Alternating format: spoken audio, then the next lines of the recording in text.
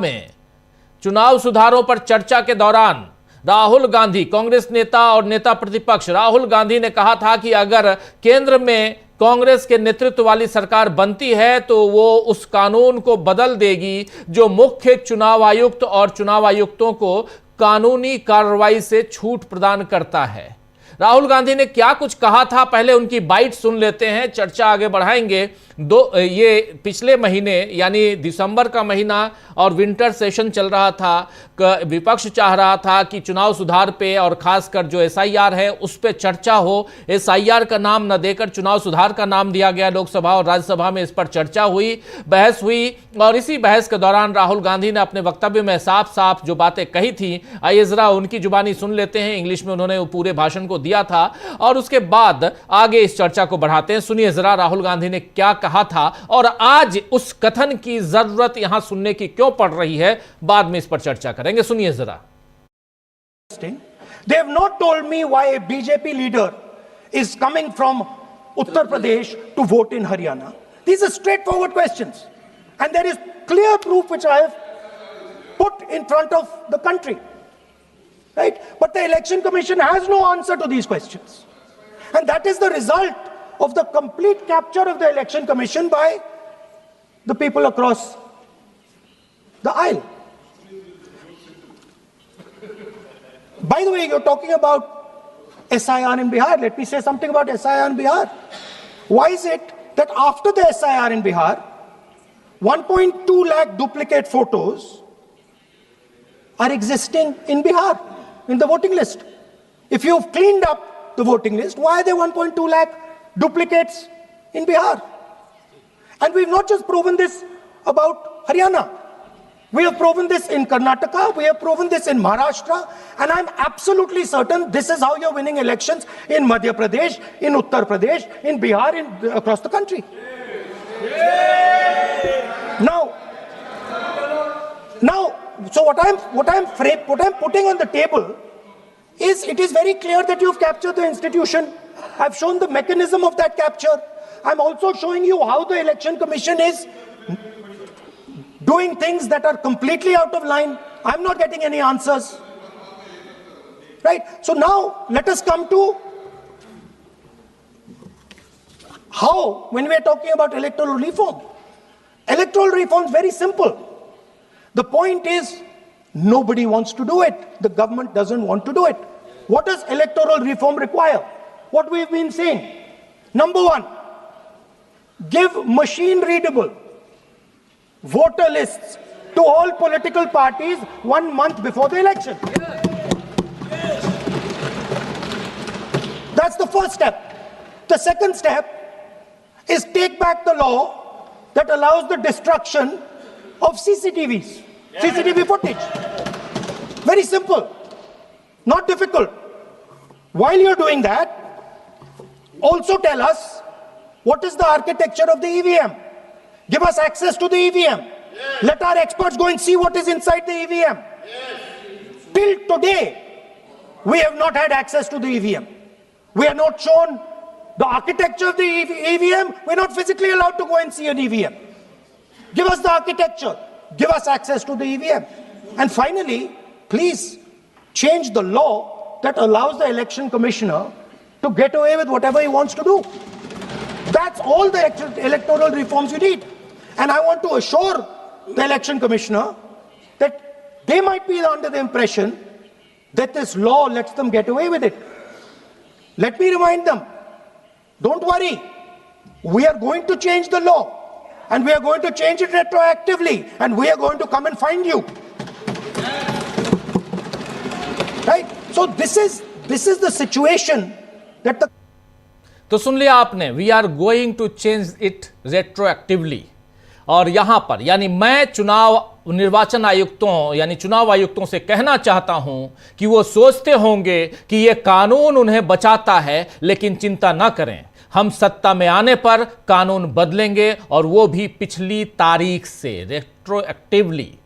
ऐसा करेंगे और आपको ढूंढ निकालेंगे। ये बात यहां राहुल गांधी ने कही। जो भी आप सुन रहे थे वहां राहुल गांधी ने चुनाव सुधार पर अपनी तमाम बातें रखी, इंग्लिश में कह रहे थे, आप लगातार सुन रहे थे, समझ रहे थे। आपको बता दूं कि राहुल गांधी ने जिस कानून को बदलने की बात की थी और अभी जिस पर सुप्रीम कोर्ट ने नोटिस जारी किया है, उसका नाम क्या है? उसका नाम है मुख्य निर्वाचन आयुक्त और अन्य निर्वाचन आयुक्त नियुक्ति, सेवा, शर्तें एवं कार्यकाल अधिनियम 2023। ये 2023 का एक एक्ट है, अधिनियम है, जो अब कानून का रूप ले चुका है। और उस कानून का नाम दोबारा आपके सामने रख रहा हूं क्योंकि आगे इसका जिक्र अभी आएगा, इसलिए कह रहा हूं। और जिस कानून का जिक्र राहुल गांधी कर रहे थे उसी में मुख्य निर्वाचन आयुक्त और अन्य निर्वाचन आयुक्त नियुक्ति, सेवा, शर्तें एवं कार्यकाल अधिनियम 2023। यह कानून पहले राज्यसभा और फिर लोकसभा से पारित होने के बाद 29 दिसंबर, जी हां 29 दिसंबर 2023, 29 दिसंबर 2023 को राष्ट्रपति की मंजूरी से लागू हुआ था इस देश में। इसने चुनाव आयोग, जिसमें चुनाव आयुक्तों की सेवा की शर्तें और कार्य संचालन अधिनियम 1991 की जगह ली थी।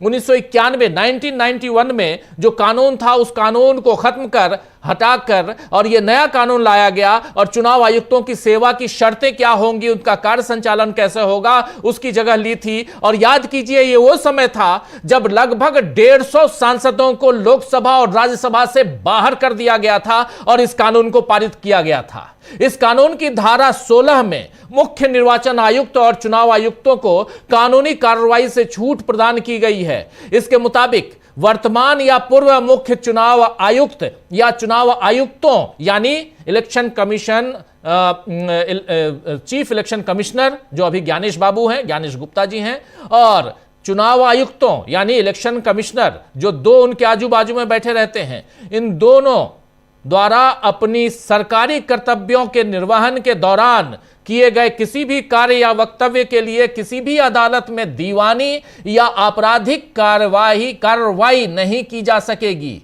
इस नियम के पीछे यह तर्क दिया गया था कि इससे चुनाव आयुक्त बिना किसी डर या पक्षपात के अपनी जिम्मेदारी निभा सकेंगे। बहुत बढ़िया।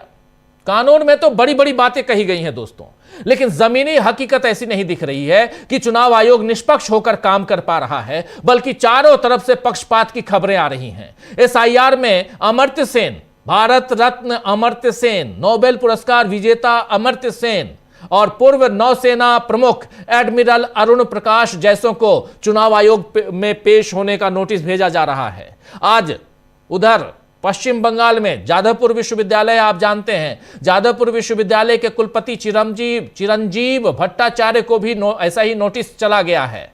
ऐसी गलतियां, और ये गलतियां हो रही हैं या जानबूझकर ऐसा किया जा रहा है, इस पर बार बार चुनाव आयोग पर सवाल उठ रहे हैं। आज तो एक अखबार ने उत्तर प्रदेश के एसआईआर में नाम और पतों की गड़बड़ी पर खबर छापी है, जिसे शेयर करते हुए आम आदमी पार्टी के सांसद संजय सिंह ने क्या कुछ लिखा है उसको आपके सामने ला रहा हूं। संजय सिंह यहां कह रहे हैं, मोदी, योगी, ज्ञानेश, इन तीनों का नाम लेते हुए, मोदी, योगी, ज्ञानेश ने यूपी के साथ कर दिया बड़ा खेल। एसआईआर के नाम पर 4 करोड़ 46 लाख मतदाता उड़ा दिए। 4 करोड़ 46 लाख, 4 करोड़ एंड 46 लाख वोटर्स उड़ा दिए। राज्य निर्वाचन आयोग ने शहरी ग्रामीण दोनों की सूची 17 करोड़ 1 लाख मतदाता दर्ज किए। दोनों की सूची अगर शहरी और ग्रामीण का देखा जाए तो, जबकि मोदी, योगी, ज्ञानेश ने एसआईआर के बाद इसको घटाकर कुल मतदाताओं की संख्या 12 करोड़ 55 लाख कर दी। कौन सच है और कौन झूठ? यह है एसआईआर का काला सच। एक ही घर में रह रहे लोगों के नाम कई बूथों पर दर्ज, एक ही पते पर मिले कई परिवारों के नाम। शर्मा के घर शबनम का नाम कैसे? शर्मा के घर शबनम और पंडित के घर खान तो भारतीय एकता की मिसाल बन सकती है, लेकिन असल में यह चुनाव आयोग की गड़बड़ी की मिसाल है। लेकिन फिर भी चुनाव आयोग अपनी गलती नहीं मानेगा। ये अखबार में, ये अमर उजाला अखबार ने इसको छापा है, एसआईआर शर्मा के घर शबनम, इसी हेडिंग के साथ। देखिए, एसआईआर यानी स्पेशल इंटेंसिव रिवीजन, कहां? तो उत्तर प्रदेश में। शर्मा के घर शबनम, एक ही पते पर मिले कई परिवारों के नाम, एक ही घर में रह रहे लोगों के नाम कई बूथों पर। ये यहां साफ साफ इधर पश्चिम बंगाल आते हैं दोस्तों। पश्चिम बंगाल में भी अब इसी बात की लड़ाई है कि गलत कौन है। ईडी ने आईपैक, आप जानते हैं आईपैक के दफ्तर पर प्रतीक जैन जो इसके आज की तारीख में कर्ता धर्ता हैं, दोनों के घर, प्रतीक जैन के घर पर और आईपैक के दफ्तर पर रेड की थी। तो ममता बनर्जी ने भी प्रतीक जैन के घर पहुंचकर कुछ जरूरी दस्तावेज उठा लिए थे। ममता बनर्जी जो पश्चिम बंगाल की मुखिया हैं, मुख्यमंत्री हैं और टीएमसी की मुखिया, उनका आरोप था कि ईडी के जरिए बीजेपी उनकी रणनीति चुरा रही है, चुनावी रणनीति चुरा रही है। और लेकिन अब ईडी यानी एनफोर्समेंट डायरेक्टरेट या प्रवर्तन निदेशालय कह लीजिए, ईडी ने सुप्रीम कोर्ट में ममता बनर्जी और पुलिस के आला अफसरों के खिलाफ एफआईआर दर्ज कराने के लिए दरखास्त दी है। लेकिन जब यह लेकर निकली थी, ममता बनर्जी ने क्या कहा था, एक छोटी सी बाइट सुन लीजिए पहले, फिर इधर क्या कुछ हो रहा है वो भी आपको बताएंगे हम। तो यहां ममता बनर्जी जब जो हरे रंग के इस फाइल को लेकर निकली, इस फाइल के अलावा इनके पास एक हार्ड डिस्क भी है, इसको लेकर निकली थी, तो इन्होंने जो अपनी बातें रखी थी, जो चुनौती पेश की थी, वो सब कुछ अब इतिहास के पन्नों में दर्ज है। लेकिन साथ साथ इसके बाद अब ममता बनर्जी के खिलाफ ईडी पहुंच गई वहां कोलकाता हाईकोर्ट में सुनवाई थी। लेकिन जिस दिन सुनवाई होनी थी 12 तारीख को, 12 तो आज है लेकिन सुनवाई 9 तारीख को शायद थी या 10 तारीख को, 9 को थी या 8 को थी सुनवाई। उस दिन जिस दिन सुनवाई थी उस दिन वहां पहले सुनिए यहां क्या बोल रही है Mamata Banerjee. How to collect all of our party hard disk, the candidate list, the party strategy, the party plan. Is it the duty of the ED and Amit Shah, the nasty home minister, the naughty home minister who cannot protect the country, and he's taking away all my party documents? If I raid the BJP party office, what will be? What will be the result? They didn't have any guards. One side the SIR case, they're deleting all the names of the Bengal. यहां ममता बनर्जी का आरोप था कि ED के जरिए BJP उनकी रणनीति यानी सियासी रणनीति को चुरा रही है। लेकिन अब ईडी ने सुप्रीम कोर्ट में ममता बनर्जी और पुलिस के आला अफसरों के खिलाफ एफआईआर दर्ज कराने के लिए दरख्वास्त दी है। ईडी का कहना है कि रेड सिर्फ अपराध के जांच पड़ताल के लिए की गई थी, न कि किसी राजनीतिक दल को किसी गतिविधि से संबंधित थी। ये कि वो कौन सी रणनीति बना रही है, कौन सी गतिविधि यहां पर लेके आने वाली है चुनाव में। ईडी ने आरोप लगाया है कि मुख्यमंत्री ममता बनर्जी ने कानून अपने हाथ में लेने का एक पैटर्न बना लिया है और जब भी किसी जांच में उन्हें उनके मंत्रियों, पार्टी कार्यकर्ताओं या उनसे जुड़े अफसरों के खिलाफ कुछ सबूत मिलने की संभावना होती है, तब वे राज्य की पुलिस का दुरुपयोग करती हैं। ईडी ने जो याचिका लगाई है सुप्रीम कोर्ट में, उस याचिका में क्या कहा है अब आपके सामने रख रहा हूं। याचिका में ईडी ने कहा है कि इन लोगों ने जांच एजेंसी के अफसरों को डराया, धमकाया और उनसे ऐसी फाइलें और इलेक्ट्रॉनिक सबूत छीन लिए जिनमें मनी लॉन्ड्रिंग से जुड़े अहम आपराधिक सबूत थे। ईडी ने यहां कहा है कि हमने जो सबूत जुटाए थे उनका किसी भी राजनीतिक दल से कोई संबंध नहीं था और वे पूरी तरह से जांच के मामले से संबंधित अपराध तक ही सीमित थे। ईडी ने यहां यह भी कहा है कि जब जांच एजेंसी द्वारा जुटाए गए सबूतों को मुख्यमंत्री, पुलिस महानिदेशक और पुलिस आयुक्त ने छीन लिया और इसे मीडिया के सामने तमाशा बना दिया, तो इससे संविधान और कानून के शासन का अपमान हुआ, जिससे संवैधानिक सिद्धांतों को नुकसान हुआ, जिनकी सुप्रीम कोर्ट ने हमेशा रक्षा की है। ईडी ने यह भी कहा है कि चूंकि मुख्यमंत्री खुद गृह मंत्री भी हैं, वो पश्चिम बंगाल के डीजीपी, कोलकाता पुलिस आयुक्त, पुलिस उपायुक्त और अन्य पुलिस अफसर गंभीर अपराधों में शामिल हैं। ये जितने भी हैं सब गंभीर अपराधों में शामिल हैं। इसलिए एफआईआर दर्ज कराने के लिए स्थानीय पुलिस से संपर्क करना बेकार ही होगा, क्योंकि स्थानीय पुलिस सही ढंग से जांच नहीं करेगी और मुख्यमंत्री और सीनियर पुलिस अफसरों को बचाने के लिए लापरवाह ढंग से जांच करेगी। ये बात यहां ईडी ने कही है, यानी हमको अब कहीं और एफआईआर, दिल्ली में या कहीं और एफआईआर कराने की अनुमति दी जाए, यह सुप्रीम कोर्ट में कही गई है। इस दलील से साफ नजर आ रहा है दोस्तों कि ईडी खुद को पूरी तरह बेचारा दिखा रही है कि ममता बनर्जी ने उसके साथ बड़ा अन्याय किया है। अब देखना होगा कि ममता बनर्जी की तरफ से पहले ही कैबिनेट दाखिल होने के बाद सुप्रीम कोर्ट क्या कार्रवाई करने का आदेश देता है। लेकिन इससे इतना साफ है कि फैसला जो भी आए बीजेपी तकलीफ में रहेगी। अगर ममता बनर्जी पर कार्रवाई होती है तो वो इसे चुनाव में भुना सकती हैं, और अगर नहीं होती है तो फिर ये ईडी यानी बीजेपी की बड़ी हार होगी। यहां दोनों तरफ से बीजेपी फंसी हुई है, और इन सबके बीच खबर यही है कि आज इसी मसले पर सुप्रीम कोर्ट ने ईडी को और ममता बनर्जी को और इधर केंद्र सरकार को, गृह मंत्रालय को नोटिस भेज दिया है। अब आगे नोटिस का जवाब आएगा, इस पर सुनवाई होगी। कहा जा रहा है कि 19 तारीख को इस पर सुनवाई होगी। तो दोस्तों आइए आज चर्चा करेंगे कि अब मोदी और बीजेपी के हाथों से बाजी निकलती जा रही है। क्या कभी डमरू बजाकर तो कभी पतंग उड़ाकर। जी हां, आज नरेंद्र मोदी पतंग उड़ा रहे थे, और पतंग उड़ाने में साथ ले रहे थे, उनका साथ दे नहीं रहे थे, बल्कि वो साथ ले रहे थे जर्मन चांसलर का। ये तस्वीर देख लीजिए। चलते चलते मतलब आगे की कार्रवाई जो हम आगे इस पर चर्चा करेंगे उससे पहले जरा पतंगबाजी भी देख लीजिए। कल डमरू बजा रहे थे नरेंद्र मोदी जी, आज पतंगबाजी कर रहे हैं, पतंग उड़ा रहे हैं, और साथ में खड़े हैं जर्मन चांसलर। जगह है अहमदाबाद। तो क्या कभी डमरू बजाकर तो कभी पतंग उड़ाकर मोदी चुनाव में सामने जो खड़ी है चुनौतियां, उससे बच पाएंगे? और सुप्रीम कोर्ट में फंसे चुनाव आयोग और ईडी, ये दोनों कैसे फंस गए हैं, और मोदी के कैसे हाथ से निकलती जा रही बाजी, इसकी चर्चा अब आगे बढ़ाते हैं। हमारे साथ कुछ वरिष्ठ साथी जुड़े हुए हैं, उनसे पहले आपका परिचय करवाता हूं और आगे बढ़ते हैं। 3 वरिष्ठ साथी हमारे साथ जुड़े हुए हैं। डॉक्टर राकेश पाठक जी हैं, सुनील शुक्ला जी हैं और प्रशांत टंडन जी हैं। आप तीनों का स्वागत है, इस्तकबाल है। स्वागत इस्तकबाल आप तमाम दोस्त साथी शुभचिंतक आप सबका जो अब तक जुड़ चुके हैं, उनका भी, जो जुड़ने वाले हैं उनका भी। डॉक्टर साहब, सबसे पहले आपके पास ही आना चाहता हूं, कैसे देखा जाए, एक तरफ ईडी, दूसरी तरफ चुनाव आयोग में, और ये चुनाव आयुक्तों की नियुक्ति वाला मामला, लोक प्रहरी का मामला जो है, वो उनकी याचिका स्वीकार कर ली गई, नोटिस जारी कर दिया गया है, और दूसरी तरफ ईडी का मामला देख ही रहे हैं। पहले चुनाव आयोग की बात करते हैं, फिर ईडी पे चलते हैं। चुनाव आयोग, उसमें भी जो ज्ञानेश बाबू जो बचने की कोशिश कर रहे हैं, जरा उसी से हम चर्चा की शुरुआत करते हैं। क्या आपको लगता है कि यहां पर अब सुप्रीम कोर्ट को भी कुछ ना कुछ तो एक्शन लेना ही होगा?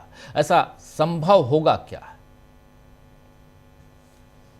कि बहुत ज्यादा उम्मीद सुप्रीम कोर्ट से नहीं करना चाहिए। अभी से एक आध बार और सुनवाई हो जाए, कुछ प्रवचन हम लोग सुन लें असंधी के, उसके बाद कुछ दिशा तय होगी कि वहां से कोई कार्रवाई हो सकती है।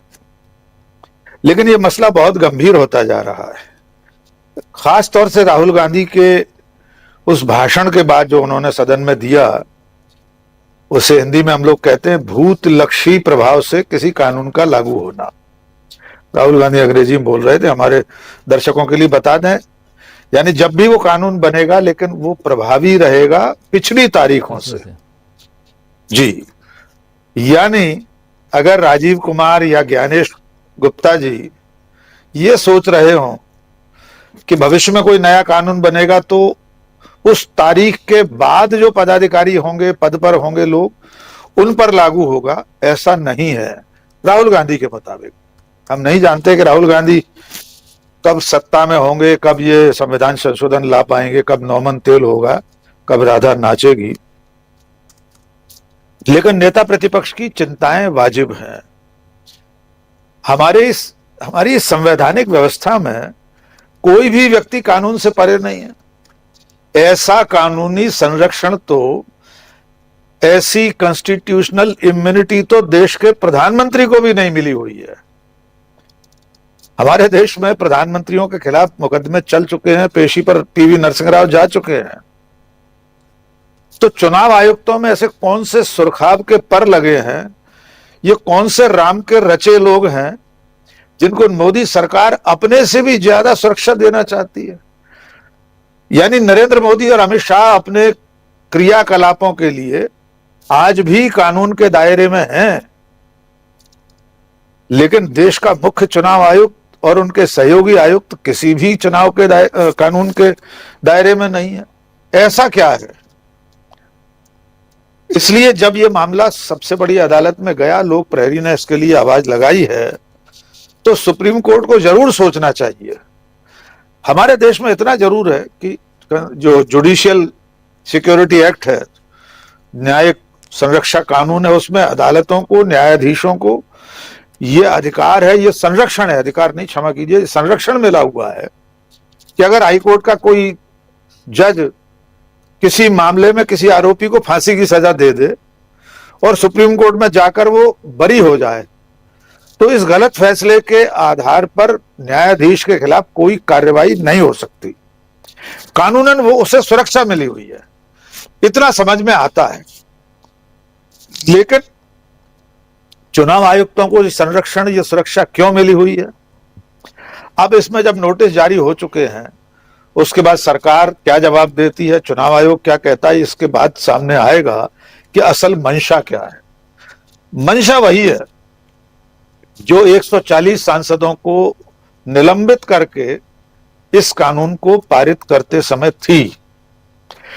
नरेंद्र मोदी की सरकार, खुद नरेंद्र मोदी, अमित शाह, उनका जो पूरा काकस है, वो चुनाव आयोग को अपनी बांदी बनाकर, अपनी चेरी बनाकर, अपने खूंटे से बंधा हुआ बैल बनाकर रखना चाहते हैं। इसलिए उन्हें ऐसी संरक्षा, सुरक्षा दे दी है कि भारतीय जनता पार्टी और सरकार जो चाहे वो कर सके, जो चाहे वो चुनाव आयोग से करवा सके, और वही हो रहा है। इसमें समानांतर विषय है जिस पर एसआईआर पर आप बात कर रहे हैं। एडमिरल अरुण प्रकाश की बात आपने कही, लगातार वे एक्स पर अपना पक्ष रख रहे हैं। 18 किलोमीटर दूर दो जगह हाजिरी लगाने के लिए उन्हें नोटिस मिले हैं। 82 साल के हैं वे, उनकी पत्नी शायद 78 साल की है जी। तो खुद गोवा के ही एक 82 साल के हैं खुद जी, 83 साल के हैं। गोवा के ही भारतीय जनता पार्टी के एक सांसद, वे भी सेना के भूतपूर्व अधिकारी हैं, बीजेपी के सांसद हैं, उनको भी नोटिस मिला है एडमिरल अरुण प्रकाश से पहले।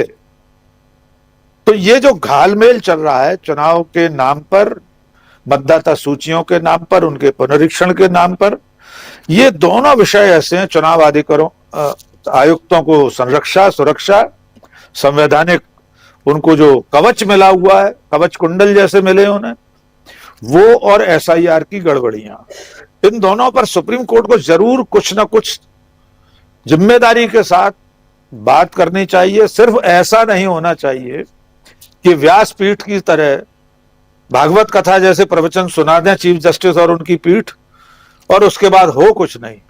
एक अंतिम बात कहना चाहता हूं, आपने उत्तर प्रदेश का जिक्र किया, वहां पे कितने मतदाता कम हो गए, तो मैं भारत के सभी राजनेताओं से विनती करना चाहता हूं कि मेहरबानी करके अपने भाषणों में 140 करोड़ लोगों के देश का जिक्र करना बंद कर दें। कम से कम 20 करोड़ लोग इन 10-11 राज्यों में कम हो जाने वाले हैं, तो भविष्य में जब भाषण दें तो कम 120 करोड़ कहा करें, 140 करोड़ लोग और उनका देश कहना बंद कर दें। जी राजीव जी। जी जी, बिल्कुल बिल्कुल आप सही कह रहे हैं। और जैसे संजय सिंह ने यहाँ ट्वीट किया था और जो आपके सामने रखा भी, और ये ट्वीट अमर उजाला की एक्सक्लूसिव रिपोर्ट के आधार पर उन्होंने किया है, जिसमें साफ साफ उनका कहना है कि अगर शर्मा के घर में शबनम और कहीं, और ये जो खबर है जरा ऊपर हेडिंग जो इनकी है वो लेके आएंगे तो समझ में आ जाएगा। और इससे ये शर्मा के घर शबनम, और ये भी मज़ेदार है कि अगर ग्रामीण अंचल में, जो ग्रामीण क्षेत्र में जो एसआईआर करवाया गया और जो शहरी में करवाया गया, दोनों को जोड़ दिया जाए तो 17 करोड़ से ज़्यादा मतदाता हैं। और अगर ऐसे देखा जाए तो पूरे प्रदेश में, उत्तर प्रदेश में 12 करोड़ 55 लाख मतदाता हैं। तो 4.5 करोड़ मतदाता, 4 करोड़ 71 लाख मतदाता कहाँ चले गए? यही सवाल यहाँ आम आदमी पार्टी के राज्यसभा सांसद संजय सिंह पूछ रहे हैं। और वो अपनी तरफ से नहीं पूछ रहे हैं, वो इन खबरों के दम पर पूछ रहे हैं। और खबरें यहां बहुत ही पुष्ट खबरें इसलिए कही जा सकती हैं क्योंकि एक्सक्लूसिव बहुत ही अलग अलग जगहों से ये खबरें जुटाई गई हैं। और खबरें कैसे जुटाई जाती हैं ये हम जितने हम लोग यहाँ 4 लोग बैठे हुए हैं बहुत अच्छी तरह से जानते हैं, क्योंकि हम लोग भी आधा जीवन इसी में निकाल चुके इन्हीं खबरों को जुटाने में। आना चाहता हूं प्रशांत जी आपके पास। प्रशांत जी, कैसे देखा जाए यहां एसआईआर से पहले देखिए चुनाव आयोग की बात और चुनाव आयोग के खिलाफ लोक प्रहरी की याचिका का स्वीकार करना, यह बहुत बड़ी बात है, छोटी बात नहीं है। क्योंकि उस कानून को, जो कानून बन गया 29 दिसंबर 2023 को जो कानून बना, उस कानून को चुनौती देने वाली याचिका है वो, और उसमें नोटिस जारी हो गया है। लेकिन एक और याचिका पहले से है सुप्रीम कोर्ट में सीजेआई के पास, आपको याद होगा, जिसमें चुनाव आयुक्तों की नियुक्ति में जो जूरी है उसके लिए भी, उसके खिलाफ भी याचिका लगाई गई है, जिसमें से सीजेआई को हटाया गया है, जो अभी भी वहां पड़ी हुई है याचिका। और अब इस याचिका के आने के बाद इसको किस ढंग से देखा जाए। ठीक है, सही कहा डॉक्टर राकेश पाठक जी ने कि यहां हमको ज्यादा उत्साहित नहीं होना चाहिए। ये तो अभी याचिका आई है सुप्रीम कोर्ट में, नोटिस जारी हुआ है, लेकिन सवाल सिर्फ इतना नहीं है। सवाल यह है कि याचिका को स्वीकार किया गया है, और याचिका स्वीकार करना मतलब कहीं ना कहीं कुछ ना कुछ तो है जिस पर सुनवाई होनी चाहिए, जवाब तलब होना चाहिए। उस लिहाज से इसको कैसे देखा जाए? हम लोगों को समझनी ये चाहिए जी कि आखिर ऐसा क्या है कि चुनाव आयोग के ऊपर जब हमला होता है तो सरकार परेशान होती है, बीजेपी बयान देती है। उसका मतलब साफ है कि वो कहीं ना कहीं गिव एंड टेक का मामला है। अब इस अमेंडमेंट की बात अब जो हम लोग कर रहे हैं, इसमें 3 मुख्य तौर पे परिवर्तन किए गए, और तीनों परिवर्तन बड़े चौंकाने वाले हैं। एक आपने बताया कि चीफ जस्टिस ऑफ इंडिया को उनके पैनल से हटा दिया गया, तो वहां पे इफेक्टिवली सरकार के 2 लोग और एक नेता प्रतिपक्ष है। जाहिर सी बात है कि सरकार जिसको चाहेगी बना देगी 2-1 की मेजॉरिटी से, और वो हमेशा होगी। दूसरा जो परिवर्तन आया वो और चौंकाने वाला है, जिसकी चर्चा कम हो रही है। सुप्रीम कोर्ट के जजों के बराबर तनख्वाह मिलती थी, ये प्रावधान था पिछले कानून में। 1991 का जो कानून था उसमें ये प्रावधान था कि चुनाव आयुक्तों की तनख्वाह सुप्रीम कोर्ट के जज के बराबर होगी। अब जो है कर दिया गया कि वो सेक्रेटरी गवर्नमेंट ऑफ इंडिया के बराबर होगी। अब फर्क इसमें जरा समझने वाला है। फर्क क्या है? सुप्रीम कोर्ट के जज की तनख्वाह संविधान से तय होती है, भारत के संविधान से तय होती है। सेक्रेटरी की तनख्वाह सरकार से आती है। और एक एम्प्लॉय और एम्प्लॉयर का अगर रिलेशन आप देखें तो एम्प्लॉय कौन होता है? जहां से उसकी तनख्वाह आती है जी। तो इफेक्टिवली वो सरकार के कर्मचारी हो गए, दूसरे शब्दों में कहा जाए तो। इसको भी सुप्रीम कोर्ट को ध्यान देना चाहिए कि संविधान के तहत उनकी तनख्वाह अब नहीं है, उनकी तनख्वाह सरकार तय कर रही है। तो तीसरी बात कि उनके खिलाफ मुकदमा, अभी डॉक्टर राकेश पाठक ने बता दिया, संविधान के आर्टिकल 361 में केवल राष्ट्रपति और गवर्नर को ही लीगल इम्यूनिटी है। जो कानून की प्रक्रिया से बाहर रखा गया है कार्यकाल के दौरान, वो केवल गवर्नर और राष्ट्रपति को रखा गया है। लेकिन वो भी कार्यकाल के दौरान है, वो भी कार्यकाल, लेकिन इनको आजीवन है। आप देखिए ना कि हमने सत्यपाल मलिक साहब के घर में कितनी बार सीबीआई चली गई, उनके खिलाफ एफआईआर भी हो गई जब तक वो जीवित थे, तो गवर्नर थे जम्मू कश्मीर के। तो ये इफेक्टिवली जो है, तो साहब ने सरकार को, अपने इलेक्शन कमीशन को सरकार ने कब्जे में कर लिया। अब एसआईआर की प्रक्रिया को आप देखिए। एसआईआर की प्रक्रिया में सिर्फ और सिर्फ ये साबित करने की देर है, लेकिन ये प्रक्रिया इलेक्शन का डिजायर्ड आउटकम के लिए है। बीजेपी को चुनाव जिताने के लिए एसआईआर का हो रहा बिहार में हम देख चुके हैं। यही यूपी में होगा, यही बंगाल में होगा, अगर उसको रोका नहीं गया या उसके खिलाफ कोई कदम नहीं उठाए गए। और मैं दावे के साथ कह सकता हूं कि बूथ वाइज पूरा एडजस्टमेंट वोटरों का हो रहा है। अखिलेश यादव ने अभी आरोप लगाए थे जी। उत्तर प्रदेश को लेकर, वो बूथ लेवल पे हो रहा है। तो बड़ी संख्या तो आती है, हम लोग डिस्कस कर लेते हैं कि इतने लोग कट गए, 4.5 करोड़ लोग कट गए उत्तर प्रदेश में, इतने लोग डेड पाए गए, इतनी महिलाएं को नाम कट गए, इतने लोग जो हैं वो जिनको डेड बताया गया वो जीवित हैं। लेकिन इसका रिलेशनशिप बीजेपी के चुनाव जीतने से स्टैब्लिश नहीं हो रहा अभी। वो भी होगा आगे आने वाले वक्त में, वो भी होगा कि बिहार में क्या हुआ है, उत्तर प्रदेश और बंगाल में क्या हुआ है, किन बूथों में नाम कटे हैं, किन बूथों में नाम जोड़े गए हैं, और किसके नाम कटे हैं, किसके नाम जोड़े गए हैं, उन बूथों पर बीजेपी की हार जीत की संख्या क्या थी।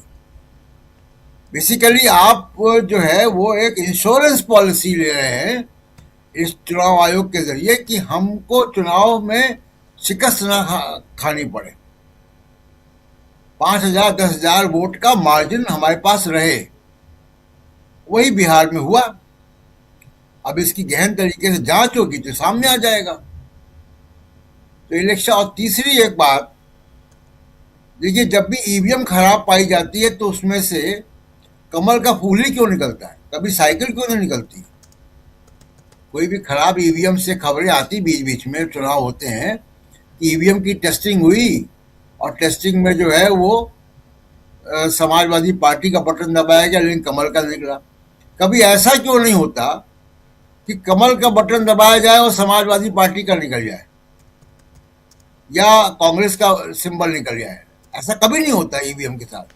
तो खराब ईवीएम कमल का फूल ही क्यों निकालती है। और चुनाव आयोग सिर्फ उन्हीं को नोटिस क्यों दे रहा है जो कि बीजेपी के समर्थक नहीं माने जाते, चाहे वो अमर्त्य सेन हो, चाहे वो एडमिरल अरुण प्रकाश हो। क्या ऐसे कोई पब्लिक फिगर, बुद्धिजीवी जिनको नोटिस मिला, एक अपवाद बताया गोवा का, लेकिन उसके अलावा बंगाल में कि जो बीजेपी के समर्थक हो उनका नाम जो है चुनाव आयोग ने उनको कहा हो कि आओ ये अपना पक्ष रखिए जी। तो इससे दिखाई देता है कि एक बीजेपी के साथ एक पार्टनर के तौर पर चुनाव आयोग काम कर रहा है। लेकिन बंगाल में जिस तरीके से काम किया है इन्फोर्समेंट डायरेक्टरेट ने, वो इसको एक आंदोलन के तौर पे ममता बनर्जी ने खड़ा किया है, उसका उनको जो है सबक वहां पे मिलेगा। एक आखिरी बात, ईडी बंगाल की पुलिस पे आरोप लगा रही है। तो आप ये देखिए कि इन्फोर्समेंट डायरेक्टरेट जब छत्तीसगढ़ में चुनाव होता है तो वो भूपेश बघेल और उनके बेटे के खिलाफ एफआईआर करते हैं या कार्रवाई करते हैं, रेड मारते हैं, गिरफ्तारी करते हैं।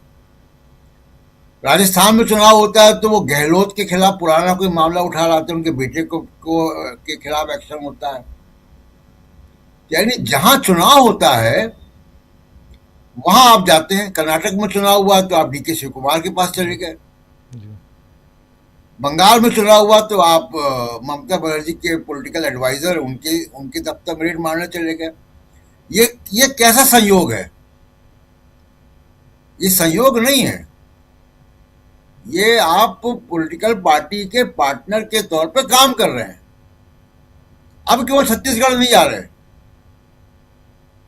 अब छत्तीसगढ़ क्यों नहीं जा रही इन्फोर्समेंट डायरेक्टरेट? क्यों छत्तीसगढ़ में अब सब ईमानदार हो गए? तो ये एक बड़ा सवाल। राजस्थान क्यों नहीं जा रही है वो? अब वो मध्य प्रदेश क्यों नहीं जा रही है? कहीं आपने सुना कभी कि बीजेपी के किसी शासित प्रदेश में ईडी की कार्रवाई हुई हो?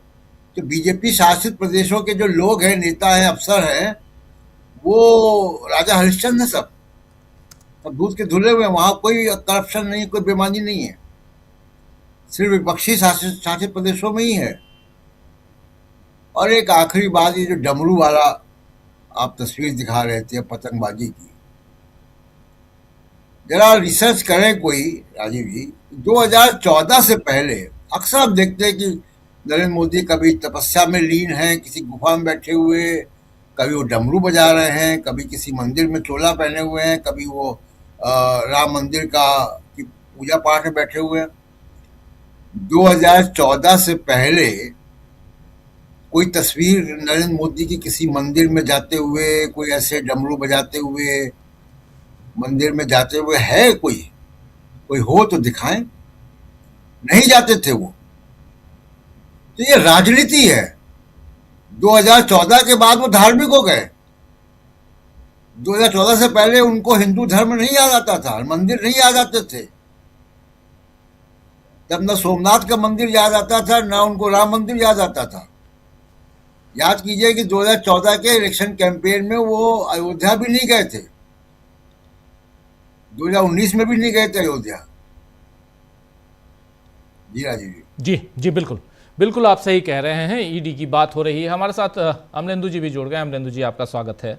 और सुनील शुक्ला जी, आपके पास आना चाहता हूं। कैसे अभी हम बात कर रहे हैं सुप्रीम कोर्ट में जो याचिका है और चुनाव आयोग को लेकर, एक एसआईआर को लेकर सुनवाई तो चल ही रही है और अलग अलग राज्यों, पहले बिहार, उसके बाद फिर 12 राज्यों में जो एसआईआर की प्रक्रिया शुरू हुई, उस पर भी चुनाव आयोग घिरा हुआ है। सुप्रीम कोर्ट में सुनवाई लगातार जारी है और हालांकि जिस ढंग से सुनवाई होनी चाहिए उस ढंग से अभी भी नहीं हो रही सुनवाई, उसमें समय का अभाव रहता है सुप्रीम कोर्ट में। लेकिन इन सब के बीच एक और याचिका आ गई। उस याचिका का जिक्र आपके सामने ऑलरेडी हो चुका है और हमारे दो साथी उस पर अपनी बात रख चुके हैं। आपसे भी समझना चाहूँगा कि क्या अब लोक प्रहरी जो याचिका करता है, एनजीओ है, और जिसने साफ साफ एक चुनौती पेश की है कि ये जो इनको जो आपने संरक्षण दिया है कि ये आजीवन का इनके ऊपर कोई भी एक्शन नहीं हो सकता, कार्रवाई नहीं हो सकती, और इस पर अब नोटिस जारी करना, इसको कैसे देखा जाए? और इससे पहले इसी नियम 2023 जो है उस नियम के आधार पे एक याचिका और लगी हुई है जिसमें इन तीनों के और खासकर जो मुख्य चुनाव आयुक्त और चुनाव आयुक्तों की नियुक्ति से संबंधित याचिका भी है। इसके अलावा ईवीएम से रिलेटेड याचिका, चुनाव सुधार से रिलेटेड याचिका, ढेर सारी याचिकाएं, चारों तरफ से देखिए ढेर सारी याचिकाएं हैं और सब पे कुछ पे वर्डिक्ट, कुछ पे नहीं, कुछ पे अभी आगे बात करेंगे। और इन सब के बीच चुनाव हम देख रहे हैं, जैसे जैसे समय आगे बढ़ रहा है चुनाव भी हो रहे हैं। एक विश्वास का अभाव धीरे धीरे नजर आ रहा है सुनील जी, और लोकतंत्र में अगर इस विश्वास का अभाव हो जाए तो फिर देश किस दिशा में जाएगा? क्या वही सब पतंग उड़ाने में मशगूल हो जाएंगे? क्या सब डमरू बजाने में मशगूल हो जाएंगे या कुछ और करेंगे? जी, अगर आप प्रधानमंत्री को पतंग उड़ाते हुए देखना चाहते हैं तो पतंग उड़ाएंगे। अगर आप उनको मंदिरों में जाते हुए देखना चाहते हैं, त्रिशूल लेकर घूमना देखना चाहते हैं, डमरू बजाते हुए देखना चाहते हैं तो डमरू बजाएंगे। 2014 के पहले वो नहीं कर रहे थे। 2014 के पहले वो वाइब्रेंट गुजरात कर रहे थे। 2014 के लोकसभा के चुनाव के भाषणों को यहाँ पे याद कर लीजिए, वो विकास की बात कर रहे थे, किसानों की आय दुगनी करने की बात कर रहे थे, डमरू नहीं बजा रहे थे। उन्होंने किसी भी धार्मिक आयोजन, और जो ये राम मंदिर का आंदोलन चला, जहां तक मेरी स्मृतियों में है, मैं बहुत ही निकटता से उस पूरे आंदोलन को कवर कर रहा था, मुझे कभी नरेंद्र मोदी जी का नाम भी नहीं सुनाई पड़ा कि किसी बैठक में, किसी आंदोलन में, किसी धरने में, किसी अयोध्या पहुंचने की कोशिशों में हमने कभी उनका नाम नहीं सुना। तमाम प्रतिबंधों के बावजूद जो लोग अयोध्या पहुंचे, आज उनका अता पता कहीं नहीं है। उमा भारती जी पहुंचने वालों में से थी, पुलिस ने उनको वहां गिरफ्तार किया था, मेरे सामने भी गिरफ्तार हुई थी। ये हरीन भाई पाठक एक सांसद होते थे अहमदाबाद के, वो पहुंचने वालों में थे, वो पता नहीं कहाँ है आज, उनको साथ टिकट भी नहीं मिला 2019 के चुनाव में। जो लोग गए, आज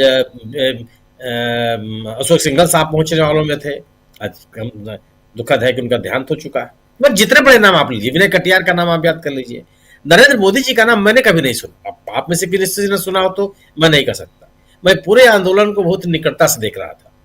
मैं कई बार उस दौरान फैजाबाद भी गया, उस समय का फैजाबाद आज का अयोध्या, और अयोध्या था उस समय जब मुलायम सिंह जी की सरकार थी, सड़कों पर चलना बड़ा मुश्किल था। तभी मैं गया था, मैं एक न्यूज़पेपर में काम करता था। तब भी नहीं थे मोदी जी, कभी नहीं दिखाई पड़े। उस समय भी भारतीय जनता पार्टी के वरिष्ठतम नेता भाई अयोध्या में बाबरी मस्जिद के गिरने पर उसको काला दिवस की बात कही थी। हर व्यक्ति ने, जो आज लोग कहते हैं जिनके ऊपर आरोप लगे थे, सबने अपने आप को कहा कि नहीं नहीं हम उस घटना में शामिल नहीं थे। उन्होंने कहा कि वो उत्तेजित कार सेवकों का परिणाम रहा, कभी नहीं रहा। लेकिन अब क्या है कि आपके पास, अगर आप सरकार में होते हैं तो सरकार में होने पर आपके पास बताने के लिए बहुत कुछ होता है। हमने आवाम के लिए किया, समाज के विभिन्न वर्गों के लिए यह किया, देश के तरक्की के लिए ये काम किए गए। आपके पास क्या है, आप क्या बताएंगे? देश की अर्थव्यवस्था रसातल में चली गई है, रुपए का बुरी तरह से अवमूल्यन हुआ है। 91 मैंने आज अखबार में मैं पढ़ा कि 2 पैसे रुपए की कीमत में सुधार हुआ है अब डॉलर की तुलना में, 2 पैसा, और ये अखबार में खबर है। आपके अर्थव्यवस्था ये पहुंच गई। आयात निर्यात आपके सामने है। अंतर्राष्ट्रीय जगत में ट्रंप साहब 65 बार से कह चुके हैं कि वह भारत और पाकिस्तान के मामले में उन्होंने हस्तक्षेप किया था, हम कुछ बोलने के लिए तैयार नहीं है। अंतर्राष्ट्रीय घटनाक्रम पर भी हमारी कोई टिप्पणी नहीं आती। अगर ये स्थिति आपके पास है तो डमरू नहीं बजाएंगे तो और क्या करेंगे? कौन सा विकल्प आपके पास है? किस बिना पर अपना सिरा ठोकेंगे कि साहब मैंने ये कर दिया, ये हमारी सरकार ने ये किया? भाई अगर आप यूपीए सरकार की तमाम आलोचनाएं कीजिए, सरकारों की आलोचनाएं होनी भी चाहिए, लेकिन उस सरकार के पास वो था कि उसने आरटीआई दिया, उसने मनरेगा दिया, अपने काम का अधिकार दिया, राइट टू एजुकेशन दिया। आप कर सकते हैं।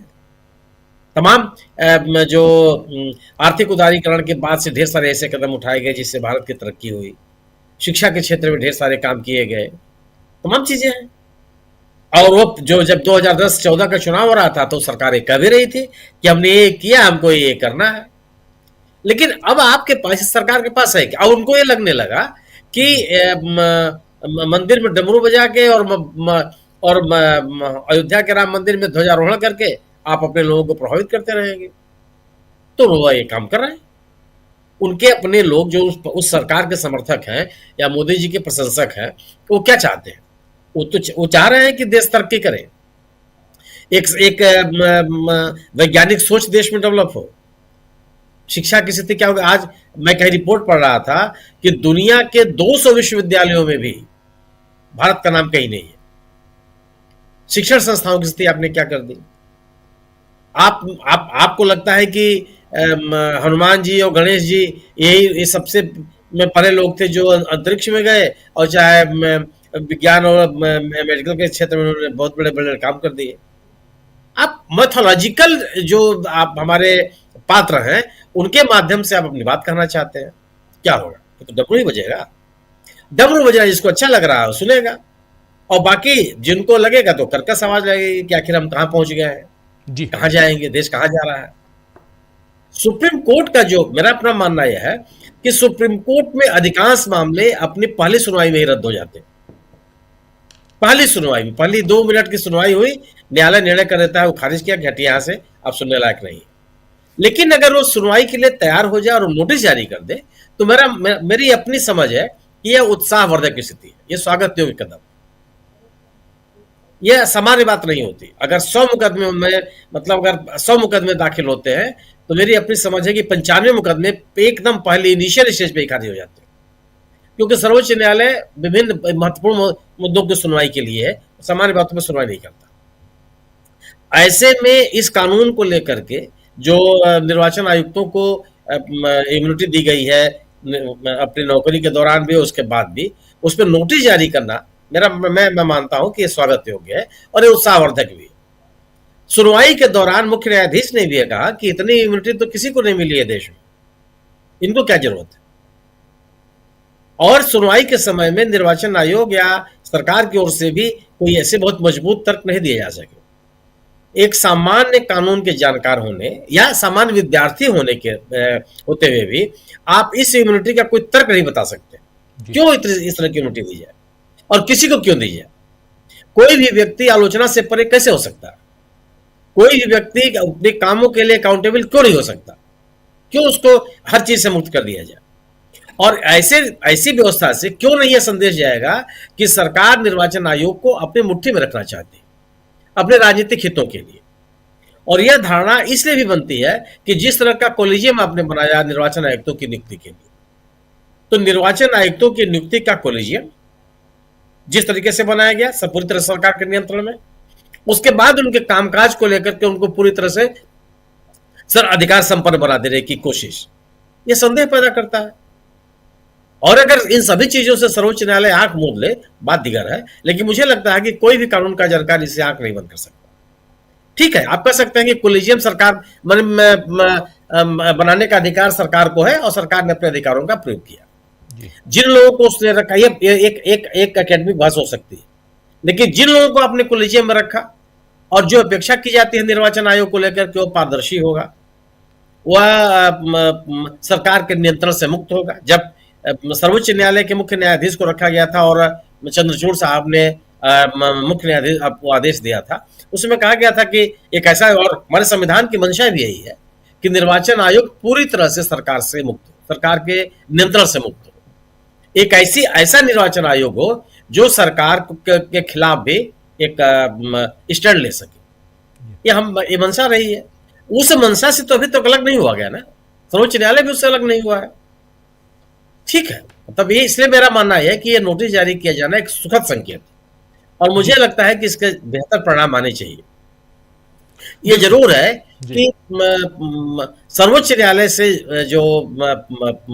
ये जो कार्रवाई हो रही है, यह भारतीय जनता पार्टी के लिए बहुत सुखद नहीं है, क्योंकि भारतीय जनता पार्टी अपने राजनीतिक गतिविधियों या गवर्नेंस के नाते वह अपनी राजनीति को नहीं बढ़ाना चाहती, सरकार के मुद्दे बढ़ाना चाहती।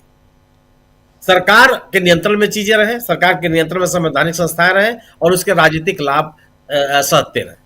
वो मुझे नहीं लगता कि बहुत दूर तक ये जाएगा। दूसरी चीज है कि जो डमरू बजाने वाली बात है, फिर अंतिम बात कर लूं मैं, कि डमरू बजाने के नाम पर अपनी सरकार को बचाए रखने या अपनी राजनीतिक लोकप्रियता को बचाए रखने की जो कोशिश है, मुझे लगता है कि बहुत ही बेमानी है। और दुनिया के विभिन्न देशों में धार्मिक आधारों पर जन समर्थन हासिल करने की कोशिशें और हासिल किए गए जन समर्थन को बनाए रखने का प्रयास जिस तरीके से विफल होता चला जा रहा है, इस बात का संकेत है कि आप बहुत दिनों तक डमरू बजा करके लोगों को अपनी तरफ आकर्षित नहीं कर सकते। सरकार की जो जवाबदेही है उस पर लोग आपसे सवाल पूछेंगे। ये पूछेंगे कि आपने पिछले एक दशक में देश को दिया क्या, ये जानना चाहेंगे कि आपने जो आश्वासन दिए थे देश को, जो सपने आपने दिखाए थे, वो सपने कहां तक पूरे हुए। क्या उन सपनों को पूरा करने के लिए केवल डमरू की आवाज पर निर्भर रहा जाए, या सरकार की भी कोई जिम्मेदारी बनती है? जी बिल्कुल बिल्कुल, आप सही कह रहे हैं। डमरू की बात हम देख ही रहे हैं और कर भी रहे हैं, लेकिन दूसरी तरफ सुप्रीम कोर्ट में जो चल रहा है उस पर सबकी निगाहें टिकी हुई हैं। आज याचिका न सिर्फ स्वीकार कर ली गई बल्कि नोटिस भी जारी किया गया है। इसको कैसे देखते हैं अमलेंदु जी? कितना उत्साहवर्धक है नोटिस जारी होना, और सबसे बड़ी चीज़ कि कम से कम इस पर चर्चा तो हो रही है। राष्ट्रपति को, राज्यपाल को, उपराष्ट्रपति को, प्रधानमंत्री को, केंद्रीय मंत्रियों को, किसी को इतनी इम्यूनिटी नहीं है। आप उस पद से बाहर निकलते हैं, जैसे ही आपका कार्यकाल खत्म होता है, उस कुर्सी से आप नीचे उतरते हैं, वैसे ही आपके ऊपर कार्रवाई हो सकती है, एक्शन हो सकता है। लेकिन इनको तो बिल्कुल प्रोटेक्शन है। इसका मतलब है कि अपने लिए आपने इनको प्रोटेक्ट किया हुआ है, और यह सवाल आज पूछा भी गया और इसलिए नोटिस जारी किया गया। कैसे देखते हैं आप? देखिए राजीव जी, इसमें सिर्फ नोटिस ही इशू नहीं हुआ है, बल्कि सीजीआई ने पूछा भी कि भाई इनको ही ये इम्यूनिटी क्यों है, जबकि ये राष्ट्रपति को भी नहीं है, किसी और को भी इम्यूनिटी इसमें हासिल नहीं है, तो इनको ही क्यों, वो भी नौकरी के बाद भी आपको इम्यूनिटी हासिल है? आखिर ऐसा क्या है जो आपको इम्यूनिटी दी जाए? संविधान में किसी को इस तरीके की इम्यूनिटी हासिल नहीं है, तो इसलिए हम इसकी जांच करना चाहेंगे। ये कहा उन्होंने कि हम इसकी जांच करना चाहेंगे, और जांच करना चाहेंगे। इसके साथ साथ उन्होंने फिर इसके ऊपर नोटिस इशू कर दिया चुनाव आयोग और सरकार दोनों को। अब राजीव जी इतना ही नहीं है, बल्कि याचिकाकर्ता जो है उनकी जो दलील है, वो दलील ये है कि संसद को इस तरीके की इम्यूनिटी देने का अधिकार भी नहीं है। संसद किसी को भी इस तरीके की इम्यूनिटी नहीं दे सकती, संसद ने अपने दायरे से बाहर जाकर काम किया है। राजीव जी, संविधान में सारे दायरे बंधे हुए हैं हर संवैधानिक संस्था के कि कितना वो आगे बढ़कर जा सकती है।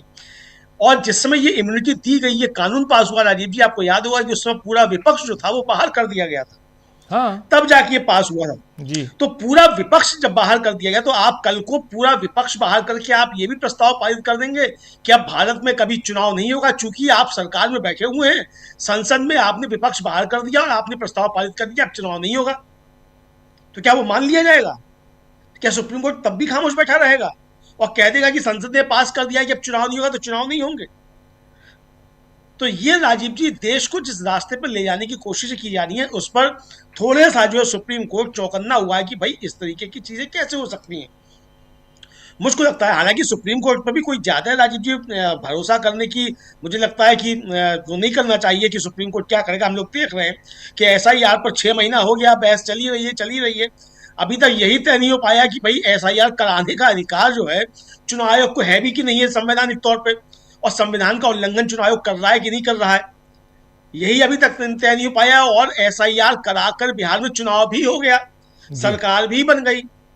तो ये जब तक आएगा फैसला, तब तक क्या होगा क्या नहीं होगा ये देखा जाएगा उस समय। खैर, तो ये राजीव जी एक गंभीर चिंता का विषय जो है मुझको लगता है कि ये है, और इसीलिए सुप्रीम कोर्ट जो है इस पर थोड़ा सा चिंतित हुआ है कि भाई जब सुप्रीम कोर्ट के जजों को इस तरह की इम्यूनिटी नहीं है, राष्ट्रपति को नहीं है, किसी और को नहीं है इस तरह की इम्यूनिटी, तो ये चुनाव आयुक्त को आखिर क्यों दे दी गई, और ये ऐसा कौन सा काम करते हैं कि इतनी इम्यूनिटी की इसकी इस तरीके की आवश्यकता है? आपका काम स्वतंत्र और पारदर्शी निष्पक्ष चुनाव करवाना है, तो स्वतंत्र पारदर्शी निष्पक्ष चुनाव करवाने आपको खतरे ऐसे क्या आते हैं कि आप कोई गड़बड़ झाला कर देंगे तो आपको इम्यूनिटी चाहिए उसके लिए? भाई स्वतंत्र निष्पक्ष पारदर्शी चुनाव कराने के लिए कोई गड़बड़ झाला करने की आवश्यकता तो है नहीं। जो आपको कोई डर हो, डर तो उस जगह होता है कि भाई आपको कोई ऐसा निर्णय लेना पड़े जो कुछ अप्रिय हो किसी को लगे, तो वो स्थितियां तो है नहीं। निष्पक्ष स्वतंत्र पारदर्शी चुनाव होगा तो उस पर कौन आपत्ति कर सकता है? तो इसलिए ये संदेह जो है वो खड़ा होता है, और विपक्ष यही बात कह रहा है कि भाई ये इनको इम्यूनिटी इसलिए दी गई। और आपने शुरू में जो सुनवाया राहुल गांधी का संसद में दिया गया भाषण राजीव जी, आज वो भाषण एक तरीके से उस पर मोहर लगती हुई नजर आ रही है, और सुप्रीम कोर्ट भी बाध्य हो रहा है ये टिप्पणी करने के लिए कि हम इसकी जांच करना चाहेंगे। अब वो जांच करेंगे, क्या करेंगे, वो अलग का मसला है। जांच होगी, क्या होगी, सरकार अपना क्या पक्ष रखती है कि संसद से पास कर दिया गया है।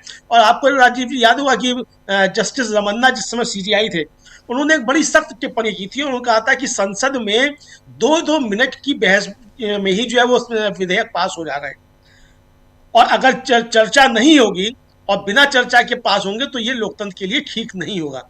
तो राजीव जी, जब विपक्ष को आप बाहर कर देंगे, उस पर कोई चर्चा नहीं होगी और आधी रात में आप इस तरीके से बिल पास करा लेंगे, तो निश्चित तौर पर इसको लेकर सवाल उठेंगे। तो ये सुप्रीम कोर्ट ने इसको लेकर सवाल उठाए हैं।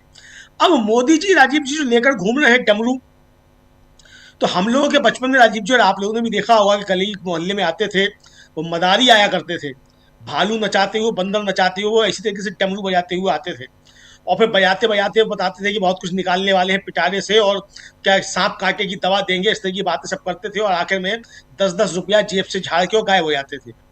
तो राजीव जी, डमरू वाले बाबा देखकर तो यही लगने लगा कि डमरू वाले बाबा जो हैं, क्या सबकी जेब से पैसा निकलवा कर इसी तरीके से गायब हो जाएंगे? क्योंकि अगर डमरू बजाने की राजीव जी नौबत आ जाए, तो समझ लीजिए कि झोली जो है वो कंगाल हो चुकी है, और झोला उठाने का समय आ गया। ये संकेत दे दिया गया है कि अब मैं डमरू बजा के और झोला उठा के निकलने वाला हूँ, देशवासियों तुम्हें जो देखना हो वो देखो। तो क्या ये संकेत देने की कोशिश हो रही है राजीव जी? ट्रंप वैसे ही बहुत सारी गड़बड़ सड़बड़ बातें कह रहे हैं, आज फिर उन्होंने कह दिया कि अब तो मित्र हैं मोदी जी, बहुत अच्छे मित्र हैं, और 70 बार कह चुके कि मैंने जो थी जंग रुकवाई। तो अब ये क्या मसला है राजीव जी, ये डमरू का और ट्रंप से क्या मामला है, अर्थव्यवस्था से क्या लेना देना है, ये तो मोदी जी बेहतर जाने। लेकिन उनका डमरू बजाने का स्टाइल जो है वो निश्चित तौर पर बता रहा है कि अर्थव्यवस्था खतरे में, और झोला उठाने का समय आ गया है।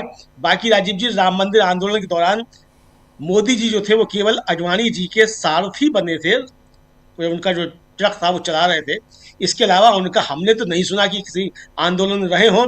और 2014 का चुनाव जीते थे तब भी जय श्री राम नहीं बोला था, 19 का चुनाव जीते थे तब भी जय श्री राम नहीं बोला था, और 24 में जब बने प्रधानमंत्री तब भी जय श्री राम नहीं बोला है।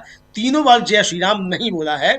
और जब वो राम मंदिर की बात आ रही थी राजीव जी, जिस समय उसका उद्घाटन हुआ था, उस समय भी जय श्री राम नहीं निकला था उनके मुख से। तो जय श्री राम मोदी जी मुख से नहीं निकल रहा है। बजरंगी भाई जो है वो लगा पड़े हैं जय श्री राम, और हिंसक हुए जा रहे हैं जय श्री राम कह कह के। मोदी जी लग जय श्री राम कहना भूल चुके हैं राजीव जी।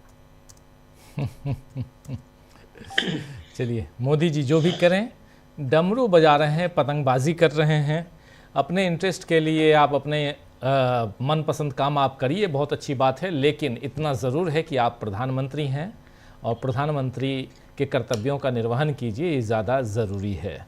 और देश की जनता, मुझे तो डॉक्टर साहब मुझे समझ में नहीं आता है कि कल भी शायद मैं कह रहा था कि आप भूखे मरिए, आप ठंड में कांपते रहिए, आप हॉस्पिटल जाइए तो आपके इलाज के लिए आपके पास जेब में पैसा नहीं, महंगाई दर बढ़ गई है, सरकार ने माना है, आप लोगों को ये खबर मिल गई होगी, सरकार ने माना है आज ही कि महंगाई दर बढ़ गई है, सरकारी आंकड़ा बता रहा हूँ, सरकार ये मान रही है कि हिंदुस्तान में महंगाई बढ़ गई। ये हो जाए, उसके बाद कहीं 2 साल 3 साल पुराने एग्ज़ाम दिए हुए अब लोग इंतज़ार करते हैं कि आज और कल में नियुक्ति पत्र आने वाला होगा, तब तक वो पूरा का पूरा एग्ज़ाम कैंसिल हो जाए। फिर उसके बाद आप स्कूल, कॉलेज और यूनिवर्सिटीज़, वहाँ पर जैसी पढ़ाई होनी चाहिए, जैसे शिक्षक होने चाहिए, प्रोफेसर होने चाहिए, वो ना हो। मतलब हर तरफ से बेसिक नीड्स जो आपके हैं, जिसमें शिक्षा है, रोजगार है, जिसमें स्वास्थ्य है, जिसमें आपके सिर पे छत है कि नहीं वो है, किसानों की आय दोगुनी 2022 में होने वाली थी वो बात है, इन सब की कोई चिंता नहीं है, कोई चिंता नहीं।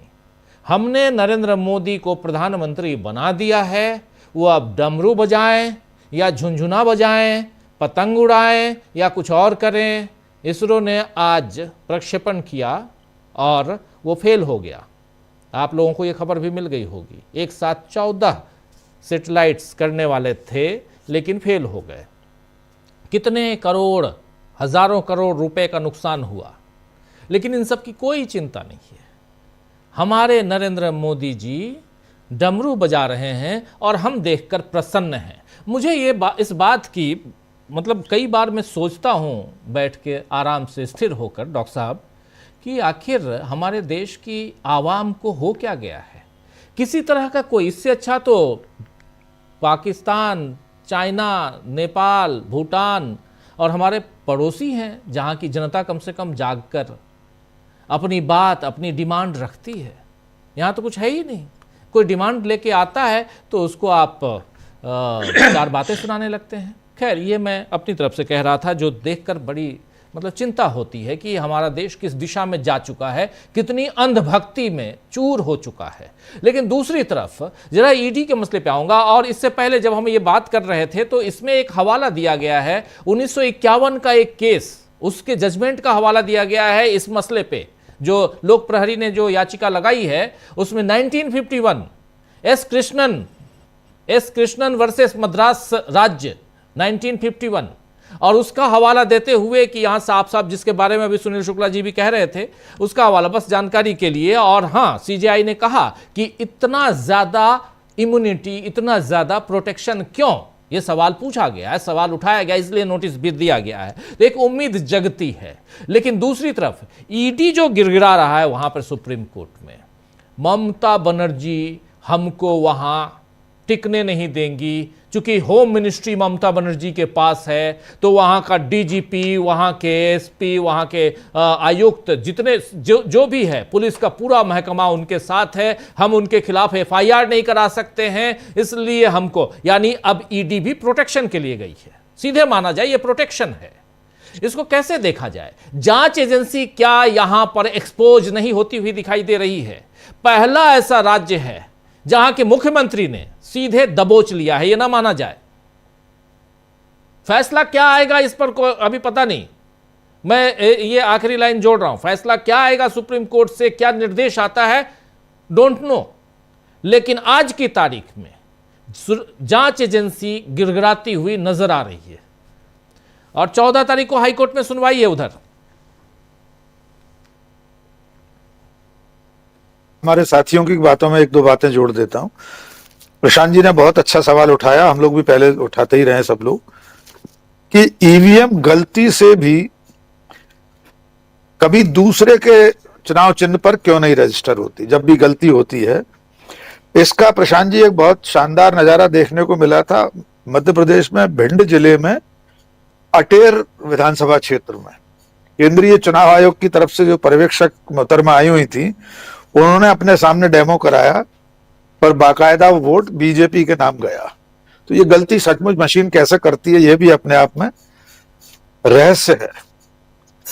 दूसरी बात, जो नरेंद्र मोदी की तस्वीरों की बात हो रही थी धार्मिक आयोजनों में, अयोध्या के आंदोलन में, तो एक तो वे पहले जब 34 साल या 35 साल भिक्षाटन कर रहे थे तब उनके पास इतना समय नहीं था, क्योंकि उस समय उन्हें हॉलीवुड के दरवाजे पर फोटो खिंचवानी थी, व्हाइट हाउस की बैरिकेड को खड़े पकड़कर फोटो खिंचवानी थी, एफिल टावर के सामने खड़े होना था। राम मंदिर आंदोलन में सुनील जी ने कहा है, पूछा है, तो एक तस्वीर आपको याद दिला देते हैं सर। जब लाल कृष्ण आडवाणी रथ यात्रा लेकर निकले थे, तब उस रथ यात्रा में उनके सारथी जैसी भूमिका में, एक सहायक की भूमिका में नरेंद्र मोदी की तस्वीर एक दिखाई देती, पीछे की तरफ खड़े थे। इसके अलावा वे कभी इस आंदोलन में नहीं दिखाई दिए। कभी केदारनाथ में तपस्या करते हुए उनकी कोई फोटो नहीं है। किसी मंदिर में डमरू बजाते हुए, त्रिशूल लेकर हाथ में, या ध्वजारोहण करते हुए कभी नहीं देखे गए। मुझे जाने क्यों ऐसा लगता है कि वे अब हिंदू धर्म के सर्वोच्च धर्माध्यक्ष बनना चाहते हैं। मैंने अभी 20 दिसंबर को दिल्ली में ही एक किताब के विमोचन में कहा था कि नरेंद्र मोदी अब राजनीतिक सत्ता के साथ साथ देश की धार्मिक सत्ता के भी अधिपति बनना चाहते हैं। ये सारी गतिविधियां उसी दिशा में जाती हुई दिखाई दे रही।